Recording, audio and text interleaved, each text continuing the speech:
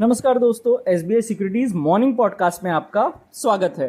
आज के पॉडकास्ट में हम निफ्टी बैंक निफ्टी में क्या उम्मीद करें इस पर बात करेंगे। साथ ही ऐसे कौन से सेक्टर्स और स्टॉक्स हैं जिन पर आपको नजर रखनी चाहिए उस पर भी हम बात करेंगे।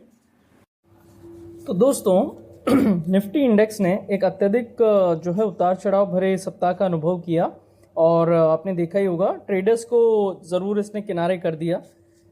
रोलर कोस्टर की सवारी सोमवार को 3.5% के महत्वपूर्ण अंतर के साथ शुरू हुई, यानी गैप के साथ शुरू हुई, जो कि एग्जिट पोल द्वारा एनडीए के लिए एक स्पष्ट बहुमत का संकेत देने के कारण हुई। हालांकि असली ड्रामा चुनाव मतगणना के दिन सामने आया, जब जो है अप्रत्याशित चुनाव परिणाम के कारण निफ्टी ने हाल के इतिहास में अपने सबसे अस्थिर जो ट्रेडिंग सेशन है उनमें से एक का सामना किया। इंडेक्स जो है 6% तक गिर गया था, जो 2020 के बाद सबसे बड़ी गिरावट रही।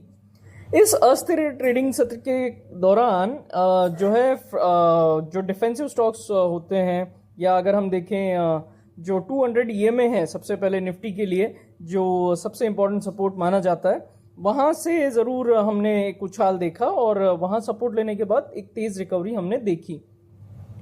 बात करें हालिया 3 ट्रेडिंग सत्रों की, तो निफ्टी ने 9% से अधिक की जो है रिकवरी दिखाई और सप्ताह की अस्थिरता जो थी 2057 अंकों के भीतर जो है ट्रेड इंडेक्स कर रहा था, जो मार्च 2020 के बाद सबसे ज़्यादा बड़ा जो है उतार चढ़ाव हमने देखा है। इसके अलावा प्रत्येक ट्रेडिंग सत्र में इंडेक्स में या तो गैप अप या गैप डाउन ओपनिंग देखी गई है। उच्च अस्थिरता के बावजूद इंडेक्स ने सप्ताह का अंत जो है 3% से अधिक की मजबूती के साथ किया है फ्रेंड्स। हालांकि साप्ताहिक चार्ट में hanging man like candlestick pattern दिखाई दिया है। बात करें आरएसआई की, तो जो है वहां पे एक नकारात्मक विचलन भी देखा गया। नकारात्मक विचलन तब होता है जब कीमत उच्च जो है लेवल्स पर हो, या बोलें कि हायर हाई बना रही होती है, जबकि आरएसआई जो है लोअर हाई का निर्माण कर रहा होता है।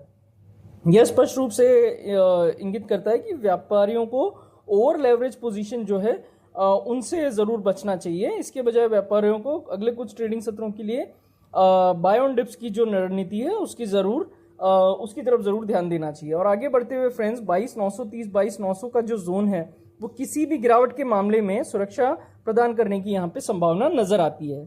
जब तक 22,900 के ऊपर इंडेक्स कारोबार कर रहा है तब तक 23,650 के स्तर तक अपनी जो नॉर्थवर्ड ट्रेजेक्ट्री है उसको वो कंटिन्यू कर सकता है और उसके बाद 23,850 के लेवल्स के दर्शन भी हमको हो सकते हैं।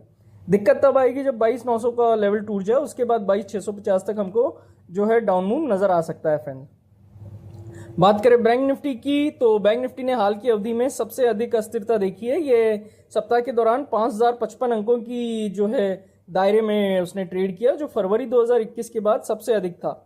सबसे उल्लेखनीय बात यह कि इसने सप्ताह के दौरान जो फ्रंटलाइन इंडाइसेस है उससे कम प्रदर्शन किया। साप्ताहिक पैमाने पर इसने कैंडलस्टिक पैटर्न की तरह हैंगिंग मैन जो है कैंडलस्टिक पैटर्न अगर हम देखें तो हैंगिंग मैन भी बनाया है। वर्तमान में अपने जो भी की मूविंग एवरेजेस है उनके ऊपर ट्रेड कर रहा है और वर्तमान में 92% बैंक निफ्टी स्टॉक्स अपने 20 ईएमए के ऊपर कारोबार कर रहे हैं, जो कि एक अच्छी खासी स्ट्रेंथ को दर्शाता है फ्रेंड्स। आगे बढ़ते हुए लेवल्स की बात करें तो 49,000 और 48,900 का जो जोन है वो सपोर्ट के रूप में कार्य करने की संभावना है, क्योंकि जो short term moving average 8 EMA है वो वहीं पे प्लेस्ड है। अगर इससे नीचे बाजार फिसलता है तो 48,300 के जो है दर्शन हो सकते हैं। ऊपर की ओर 50,000 के मनोवैज्ञानिक स्तर के ऊपर कोई भी स्थायी चाल 50,600 से लेकर 51,000 के लेवल तक बैंक निफ्टी को लीड कर सकती है। बात करें विक्स की, तो विक्स ने 31.71 का जो है हायर लेवल टेस्ट किया और इसके बाद उसमें 4 कारोबारी सत्रों में 45% से ज़्यादा की तेज गिरावट देखी गई है।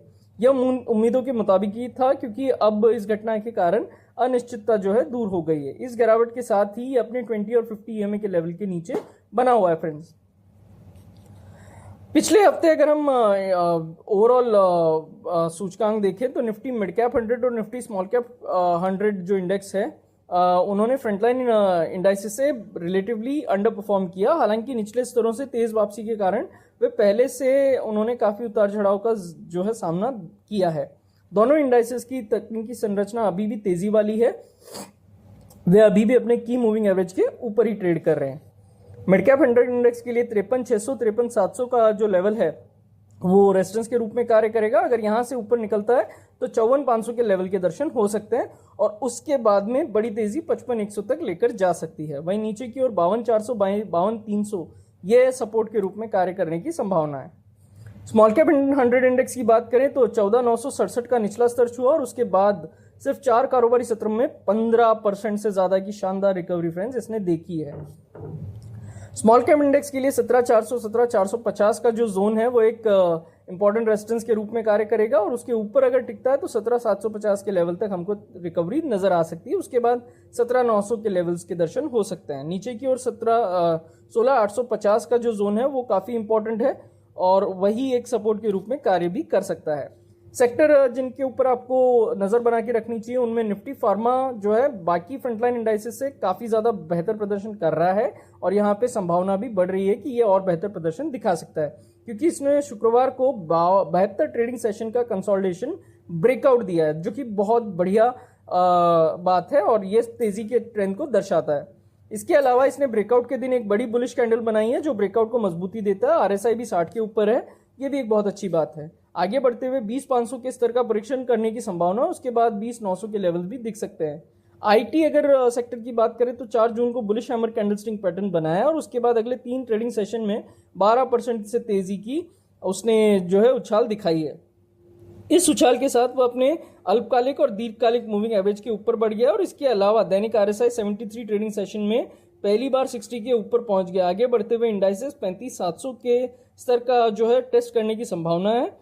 इसके अलावा हमारा मानना है कि निफ्टी ऑटो अपनी नॉर्थवर्ड ट्रेजेक्ट्री को जारी रखेगा और अल्पावधि में 25,500 के लेवल के दर्शन भी हो सकते हैं और उसके बाद 25,700 का लेवल नजर आ सकता है फ्रेंड्स।